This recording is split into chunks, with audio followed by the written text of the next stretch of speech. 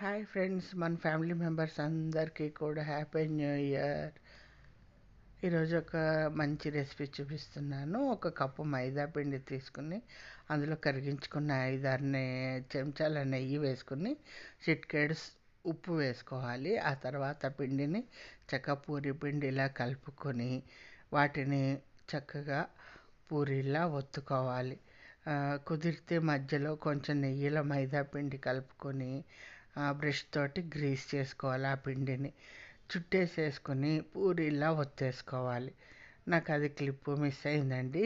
కొంచెం నేను అది చేసి చూపిద్దాం అనుకుంటే అది క్లిప్పు మిస్ అయిందనమాట. వీడియో తీయడం కుదరలేదు. ఆన్ చేశాను అనుకున్నాను.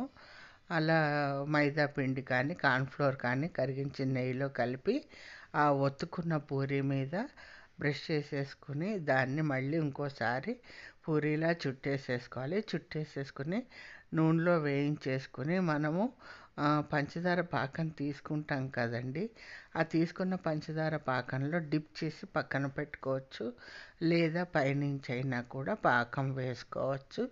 అయితే నేను చేసిన ప్రాసెస్ అంతా ఓకే, కానీ నేను మొన్న పాకం కజ్జికాయలు చేశాను కదా, నాకు ఆ పాకం మిగిలింది. ఆ పాకం మిగిలితే నేను పూరీలు అవన్నీ చేయడం అంతా ఓకే, కానీ పాకం మాత్రం నేను మళ్ళీ తీసుకోలేదు. నా దగ్గర సరిపోయింది. ఉన్న ఉన్న పాకంతో సరిపోయిందనమాట.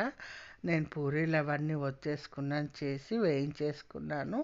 వేయించేసుకుని నా దగ్గర ఉన్న పాకంతో పైన స్పూన్ తోటి వేసేసాను అనమాట.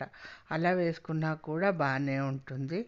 లేదా పంచదార మిక్సీలో కొట్టేసుకునే యాలకుల పొడిని పంచదార కలిపి పొడి కొట్టేసేసుకుని దాన్ని కూడా మనము పైన చల్లుకోవచ్చండి. చాలా చాలా కమ్మగా ఉంటాయి. మీకు తప్పకుండా ట్రై చేయండి, చాలా టేస్టీగా ఉంటుంది. ఓకేనా ఫ్రెండ్స్? నచ్చితే లైక్ చేయండి, షేర్ చేయండి, సబ్స్క్రైబ్ చేయండి. చూడండి, నేను పూరీలు చేసేసాను. చేసేసి నూనెలో వేయించేసాను. ఫోర్క్ తోటి గుచ్చాలండి. ఫోర్క్తో గుచ్చితే చక్కగా క్రంచీగా వస్తాయి. వాటి మీద అప్పుడు మనము ఈ పాకం వేసేసుకోవాలి. నా దగ్గర పాకం ఉంది కాబట్టి నేను పైన వేసేసాను, లేదంటే పాకంలో డిప్ చేసి పక్కన పెట్టుకోవాలన్నమాట. ఓకేనా ఫ్రెండ్స్?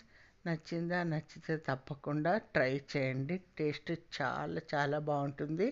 ఇక్కడ తెలంగాణలో వీటిని పేణీలు అంటారు. చాలా బాగుంటాయండి. ఓకేనా? పాకం పూరీలు అనమాట. Thank you. నచ్చితే లైక్ చేయండి.